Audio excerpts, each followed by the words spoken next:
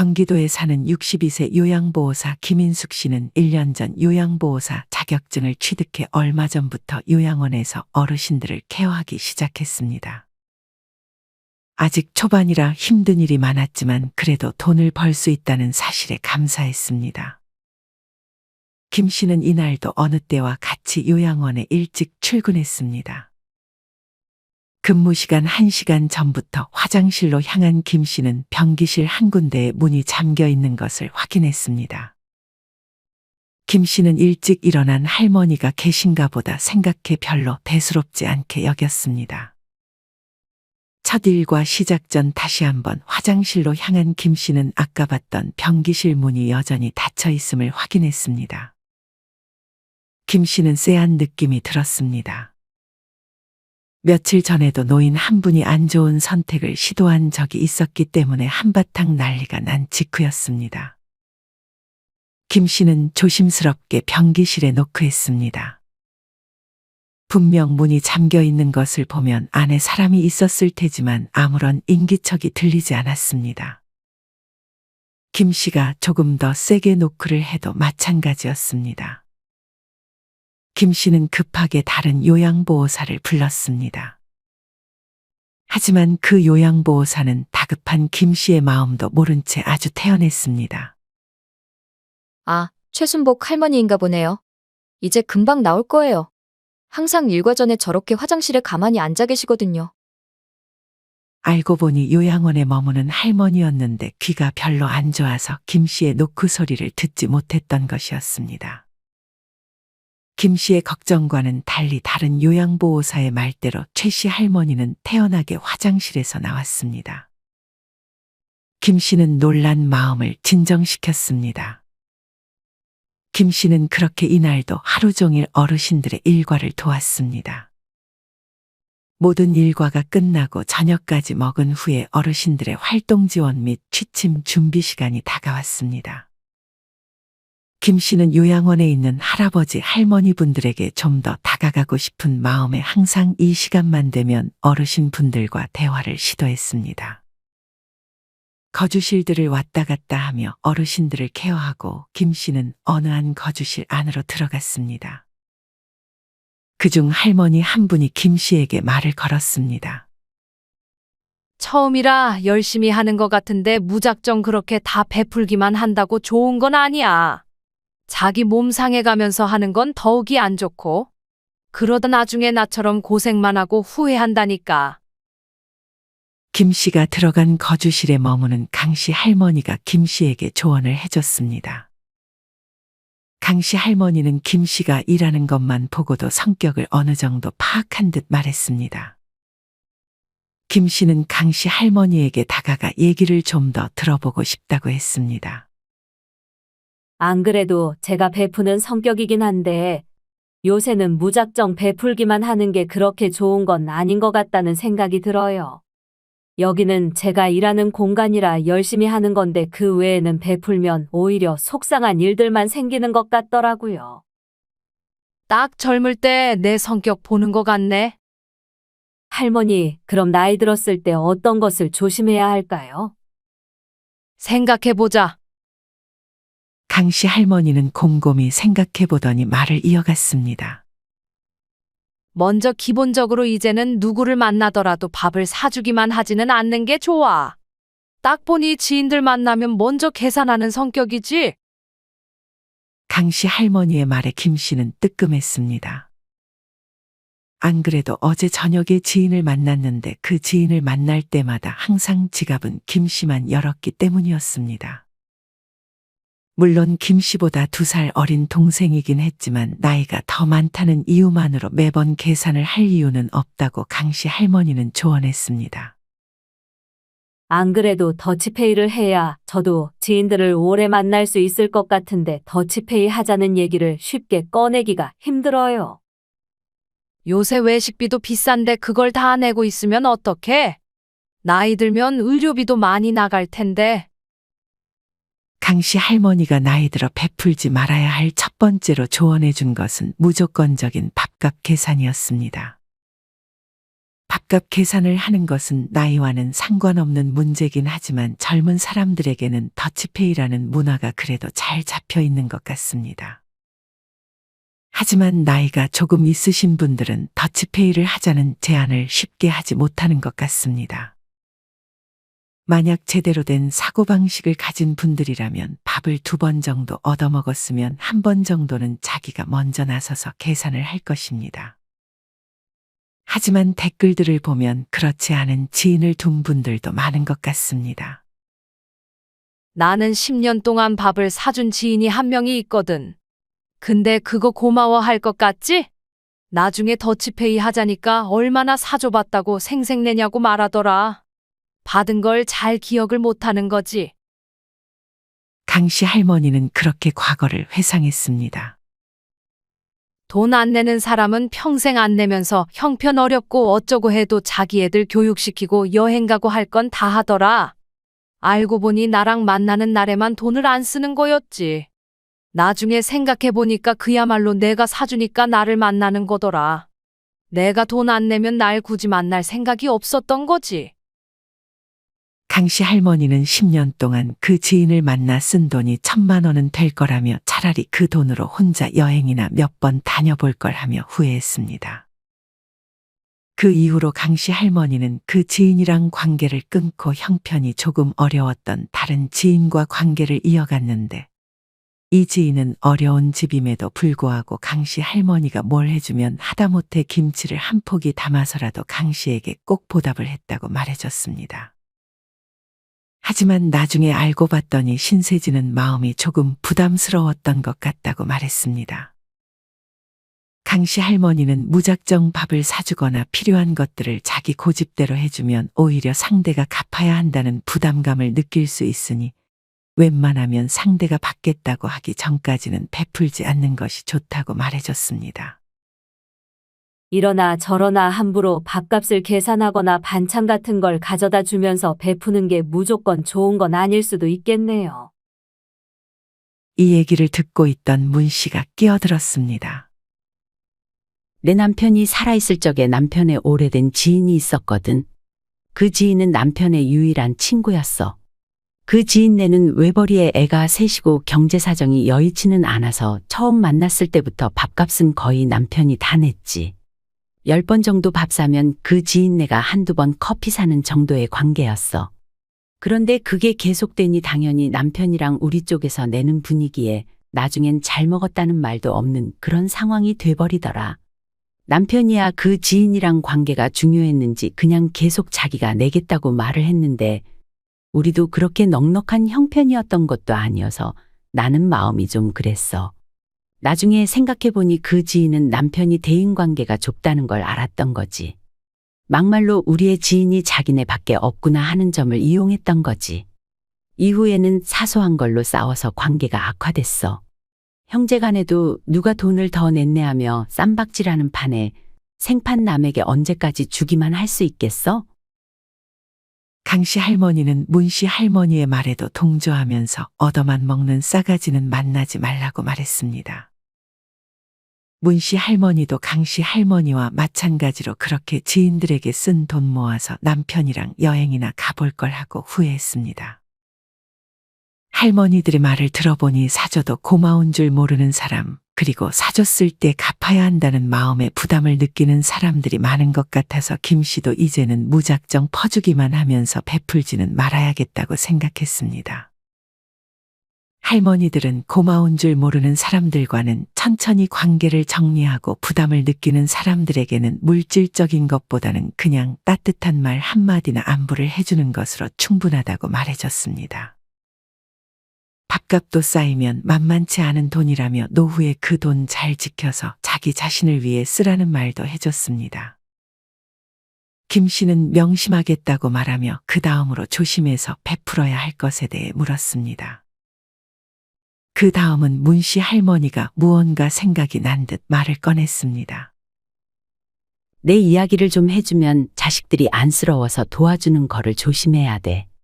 예를 들면 손주를 돌봐준다거나 하면서 내 건강을 뒤로 미루는 것만큼 미련한 짓은 없어.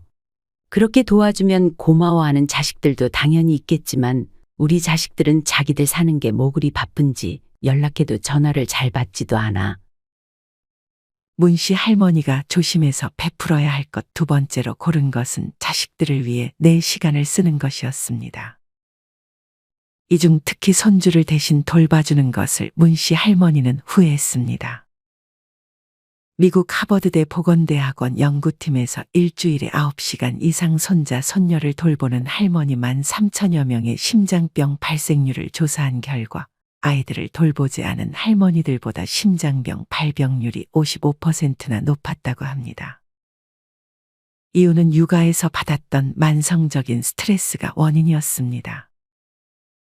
이 중에서 가장 안 좋은 것은 손주를 돌보느라 병원 가기를 미루거나 운동할 시간들을 뺏기고 취미 활동이나 사회생활까지 못하게 되는 점이 건강에 부정적으로 작용했을 수 있다고 합니다.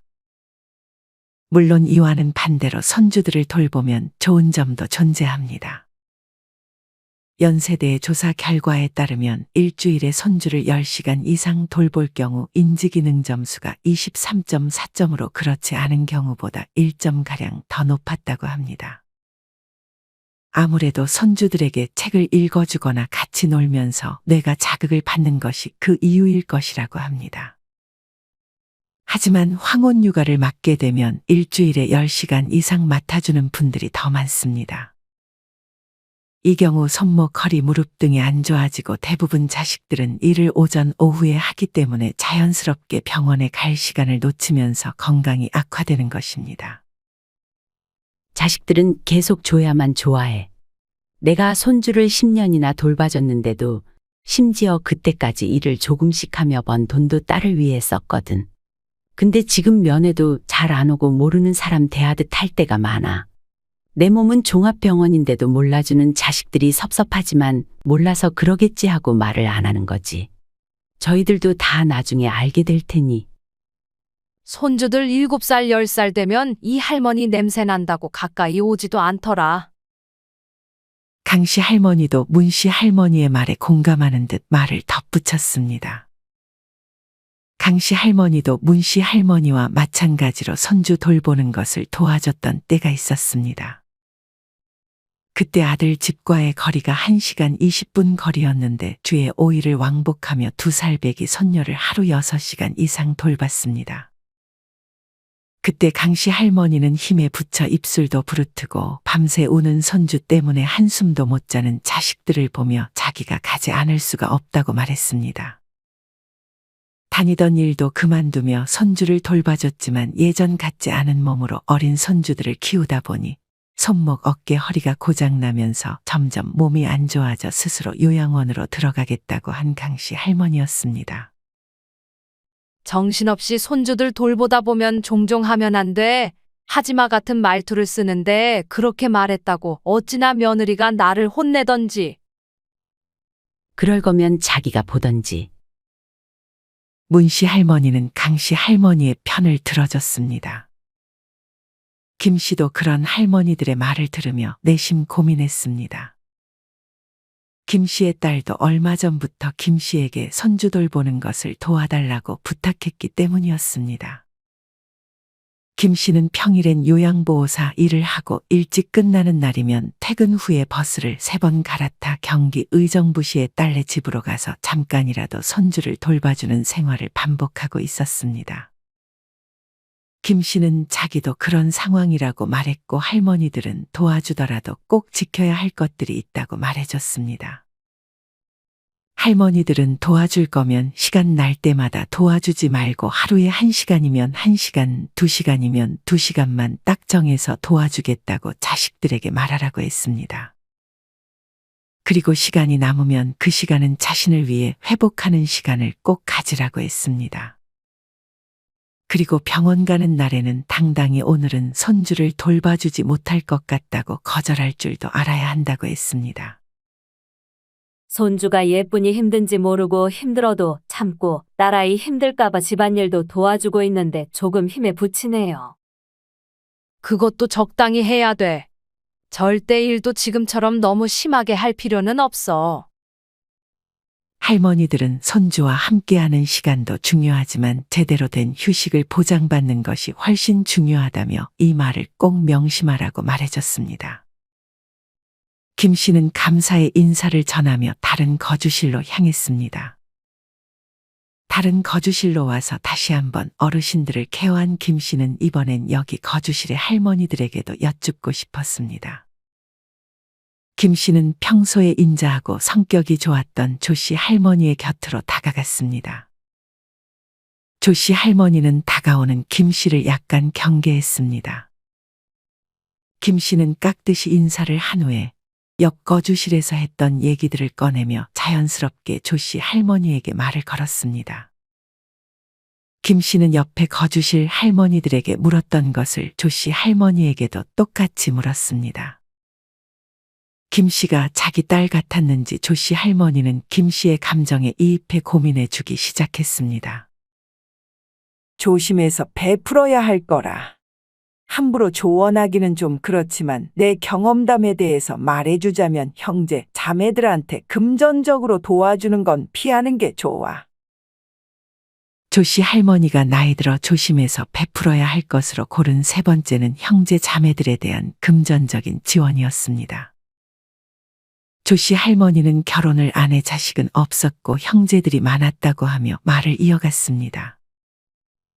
조 씨 할머니는 맏딸이었지만 남자 형제들은 물론 여자 동생들까지 공부시키고 결혼시키는 일까지 다 도와줬습니다. 조 씨는 이후 아버지가 오래 바람을 펴 가정을 나몰라라 하자 아버지의 빈자리를 채우기 위해 노력했습니다.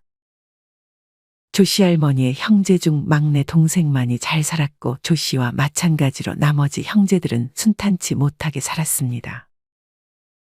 그중 조 씨의 셋째 동생은 순수했지만 좀 철이 없었습니다. 클 때나 결혼 후에도 가출을 잘했습니다. 그러다 조 씨의 셋째 동생이 돈 관리를 잘못해 빚을 크게 졌습니다. 조 씨의 셋째 동생은 항상 답답하면 조 씨의 어머니에게 도움을 청했는데 하루가 멀다 하게 막내 남동생한테 말해서 자기 빚을 갚아달라고 떼를 쓰거나 조 씨의 유일한 재산이었던 집을 팔아서 자기 빚을 갚아달라고 떼를 썼습니다. 아들을 끔찍히도 아꼈던 조 씨의 어머니는 자연스럽게 조 씨에게 부탁을 했습니다. 조 씨는 시도 때도 없이 전화 오는 어머니와 동생의 전화로 잠을 거의 자지 못하다가 결국 집을 팔아 돈을 조금 남기고 남은 금액은 기부를 해버리고 요양원으로 들어온 것이었습니다. 사실상 어머니와 동생을 피해서 도망 온 것이나 다름없었습니다. 수시로 도와달라고 전화 오는데 그 결말이 너무 뻔해서 도와주지 않았어. 김 씨는 이 얘기를 들으며 자기의 형제들을 떠올렸습니다.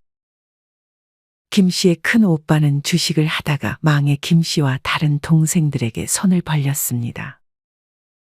김 씨의 동생 중 그나마 잘 살았던 동생이 일부 갚아줬지만 이 일로 의가 크게 상해서 서로 연락도 잘 하지 않고 있었습니다. 김 씨의 큰오빠가 돈을 빌려주지 않으면 사채를 쓸 것이라고 협박 아닌 협박을 해 김 씨도 곤란해하고 있는 상황이었습니다. 김 씨는 조 씨 할머니가 해준 말 중 결말이 뻔하다는 말을 잊지 않겠다고 했습니다. 조 씨 할머니의 말을 듣고 있던 정 씨 할머니도 대화에 끼어들었습니다. 정 씨 할머니는 자기의 둘째 언니에 대한 얘기를 꺼냈습니다. 정 씨 할머니의 둘째 언니는 씀씀이도 크고 자기 자신만 생각하는 사람인 듯 했습니다. 정 씨의 둘째 언니는 부모님에게 가장 많은 지원을 받았음에도 불구하고 부모님이 돌아가시자 정 씨에게 부모님의 역할을 바랬습니다. 정 씨는 차라리 부로 이웃 돕기를 할지언정 싸가지 없는 언니에게 도와주기는 싫다며 동생이 뼈 빠지게 일한 돈 가져가고 싶냐고 시원하게 말을 해주고 언니와의 연을 끊었다고 했습니다. 형제라도 싸납게 보이면 아무리 동생이라도 함부로 못해. 앞으로 성질 있게 살아. 정 씨 할머니는 착해 보이는 김 씨에게 성질도 부릴 줄 알아야 한다고 조언했습니다. 정씨 할머니는 부모도 자식도 남편에게도 헌신하지 말고 우리는 우리의 인생을 위해 태어났으니 그렇게 살다가야 후회가 없다는 것을 이제서야 겨우 깨달았다고 답했습니다. 할머니들이 직접 겪은 얘기들을 들으며 김 씨는 많은 생각이 들었습니다. 안 그래도 큰오빠에게 마음이 약해지려고 했던 김 씨는 다시 한번 마음을 다잡았습니다. 김 씨는 그렇게 거주시를 나와 복도를 서성이는 최 씨 할아버지와 마주쳤습니다. 최 씨 할아버지는 젊은 시절 사업을 크게 했던 사람이었습니다. 물론 시간이 지나면서 실패를 하긴 했지만 그래도 과거에는 회장님 소리를 들을 정도로 성공했습니다. 할아버지는 걷다가 힘들었는지 복도에 있는 의자에 잠깐 앉았습니다. 김 씨는 그런 최 씨 할아버지의 곁으로 다가갔습니다. 김 씨는 할아버지의 곁으로 가 인사를 했습니다.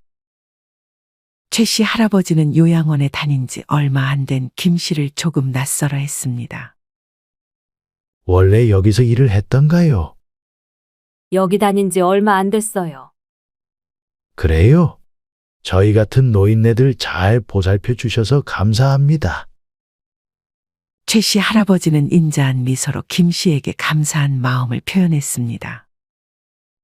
김 씨는 할머니들에게 했던 질문을 최 씨 할아버지에게도 건넸습니다.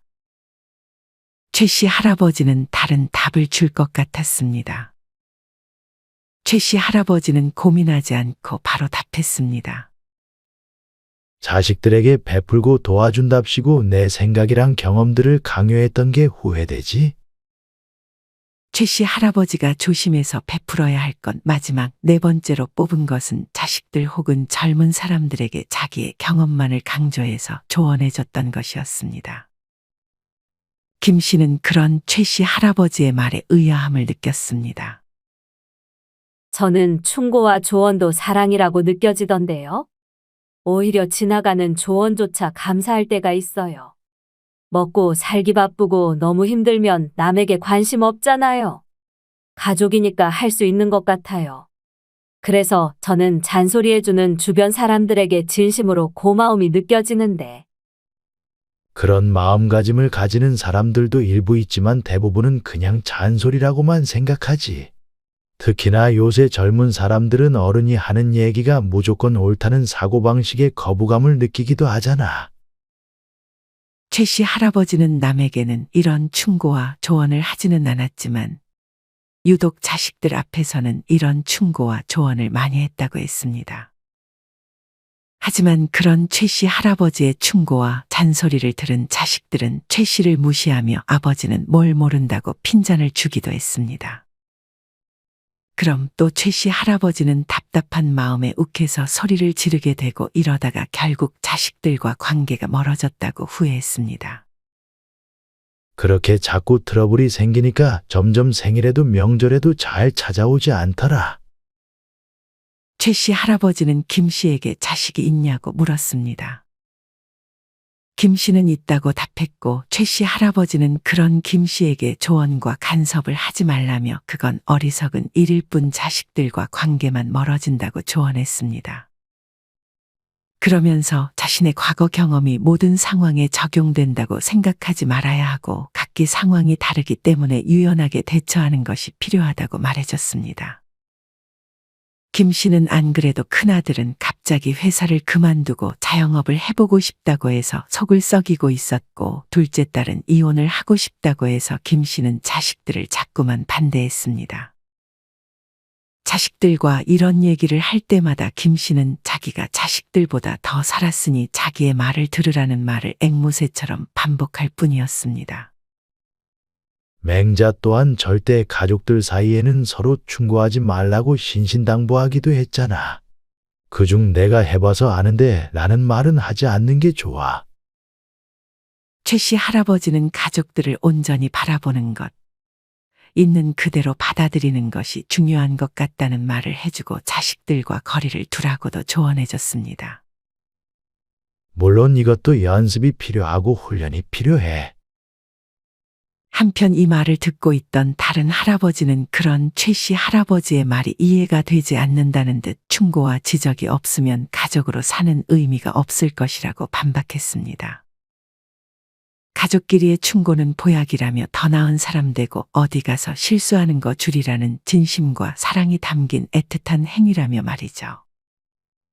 최 씨 할아버지는 그런 건 좋지만 자기가 얘기하는 건 그런 게 아니라며 불필요한 얘기, 했던 얘기 또한은 잔소리를 말하는 거라고 답했습니다. 김 씨는 두 할아버지의 말 모두 일리가 있다고 생각했습니다. 김 씨는 더 언쟁이 벌어지기 전에 할아버지들을 거주실로 모시고 퇴근할 준비를 했습니다. 그렇게 집으로 돌아가던 김 씨는 오늘 할아버지 할머니들에게 들었던 것들을 마음속으로 정리했습니다. 나이 들어 조심해서 베풀어야 할 첫 번째는 고마움을 모르는 사람들에게 밥값을 계산하는 것과 상대가 부담스러워할 정도로 무언가를 가져다 주는 것. 둘째는 손주를 무리해서까지 돌봐주는 등 자식들을 위해 많은 시간을 쓰는 것. 셋째는 형제 자매들에게 금전적으로 도와주는 것. 마지막 네 번째는 불필요한 충고와 조언이었습니다. 김 씨는 오늘 배운 것들을 잊지 않기 위해 메모했고 실천하고자 노력했습니다. 여러분은 오늘의 영상 내용에 공감하시나요? 알고는 있었지만 차마 실천하지 못했던 부분들도 있을 것입니다. 만약 이 중 한 가지만이라도 실천해 볼 가치가 있다면 오늘 당장 실천해 보는 것은 어떨까요? 실천하는 여러분을 인생지혜가 응원하겠습니다. 이상으로 오늘의 영상을 마치겠습니다. 우리 모든 구독자분들의 행복한 여생을 응원합니다. 다음에 더 좋은 내용으로 찾아뵙겠습니다. 감사합니다.